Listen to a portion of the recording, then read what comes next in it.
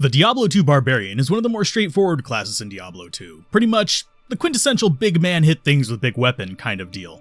In spite of this, the Barbarian can be played in both this, the more straightforward method, or in more esoteric modes such as Warcries or throwing weapons. While probably the most equipment-driven character in the game, a lot of fun can still be had with these meaty boys. Stat-wise, the Barbarian is exactly what you'd expect he'd be. Strong.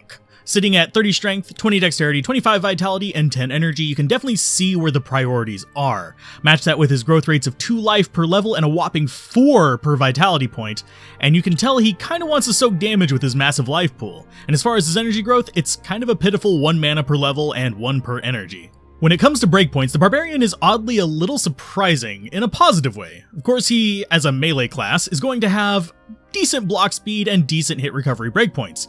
Just makes sense. Though oddly enough, he also matches the Sorceress of all things for faster cast rate, which is the fastest cast rate of any player character.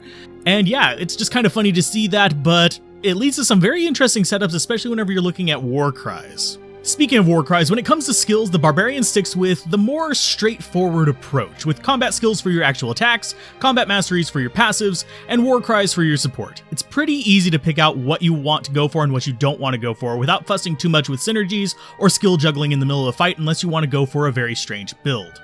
For this video, we're going to be doing things a little bit different, hitting up the passive tree first since it's quick and easy, and also lumping 6 things into the same category, and that is the top 6 weapon masteries. Sword, axe, mace, polearm throwing, and spear. These are pretty much as you'd expect for the most part, increasing damage, attack rating, and giving you a chance at double damage with the chosen weapon type through critical strike. Now, as far as what to pick, just choose one and run with it and ignore the rest. I generally would recommend the top 3 to new players, sword, axe, and mace, since you can get one-handed or two-handed of each one, and it can be kind of nice that way. On a fun side note though, the one thing that most people don't realize is that Mace Mastery also does apply to wands, staves, and scepters, so don't immediately dismiss those as weapon options if you are going for that particular speciality, and it's one of the only things like that in this game where it kind of cross-applies to other categories. As far as the bottom half of the tree, on the left side we have the stamina boost and speed boost, and on the right side we have a defense boost and the most important of the 4, natural resistance, which basically gives you a passive boost to the 4 main resists, fire, lightning, cold, and poison. All are worth a point in them just because they are really good value points, but also they help a pinch with survivability in the natural resists. So yeah, definitely recommend that one at a bare minimum, even if you don't want the run speed, but it does help out to juke enemies and control their movement. Now with all those passives, you'll want to do something active with them. That's where combat skill trees come in. Well, the combat skill tree. Here we have movement tech on the left, big hits in the middle, and fast hits on the right. On the left we have leap, a non-damaging skill that is slightly comical in that not only does the jump distance increase with level, but so does the knockback radius it has, where at certain high levels it can be used to knock back every enemy on the screen. It's actually one of the key skills in a herder, which is kind of an odd niche build that kind of only cropped up in small groups when cow levels were popular. But next up is of course leap attack, when it does exactly what it says on the tin. It leaps and attacks an enemy at the target location, if they're still there. While it lacks the knockback of its little brother, it's still one of the best mobility skills outside of teleport because, well, it doesn't have the kind of weird restriction of leap. It also allows quite effective movement even with just 1 point. And it's way, way, way less restrictive than leap in that regard. And last but not least is a mix of AoE and movement tech, and that's Whirlwind. Probably one of the most iconic Barbarian skills in Diablo 2. It even made its way to Diablo 3.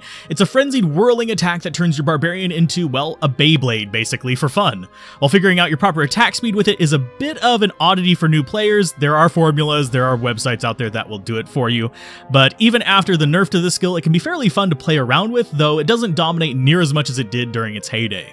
In the middle, we have the big hitters. Bash, which smashes things in the face and causes knockback. Stun, which smashes things in the face and stuns them, interrupting their hopes and dreams. And Concentration, that smashes things in the face while boosting your own personal defense. And finally, Berserk, which is smashing things in the face, but with magic damage instead of physical.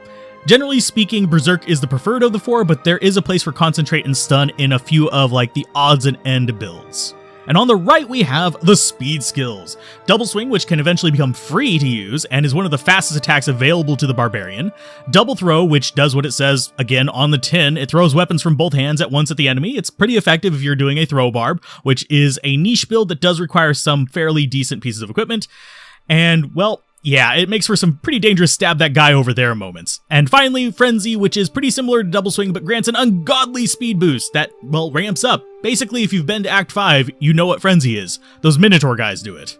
Last but not least, we have Warcries. Those are a bit more fiddly than the Barbarian's other skills, used for a mix of battlefield control, buffs, and yes, even item farming, which is kind of unique to the Barbarian. On the left we have, well, the control, with Howl chasing enemies away with the fear effect, Taunt pulling them into melee range while debuffing them, Battlecry severely nerfing enemy potency and defense, and on the bottom, Warcry, the premier stun skill in the game because it's an AoE circular stun that will hit everything around you, and it also has a few builds around it for the amount of control it does, though it is mildly limited in actual damage, and it does require a lot of mana, so you generally have to build specifically for it to make it exceptionally useful. So that is a bit of a drawback there.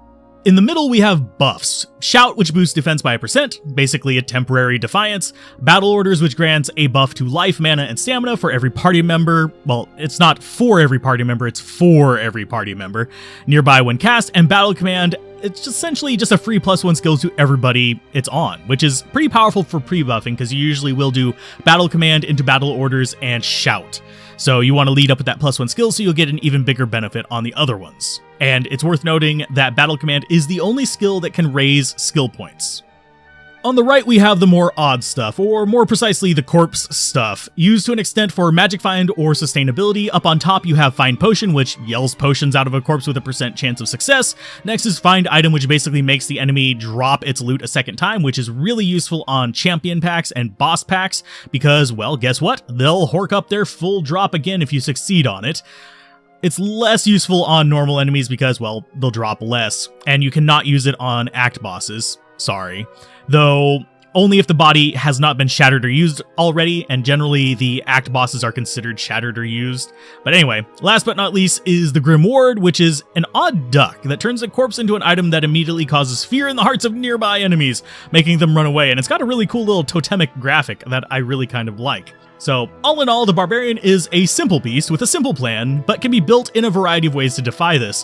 While not the most powerful beast in the game, he's definitely a strong, simple character for people to play, especially in Normal or Nightmare when you're not being rushed to advance too quickly. It is worth noting that due to his reliance on equipment and his basically all of his attacks are attack rating based, except for Warcry, he does have issues where he's got to be the proper level and have the proper attack rating to actually hit things, which can be a drawback for new players, especially whenever you get into Hell and start seeing higher level enemies, unless you are willing to grind up a few levels beforehand.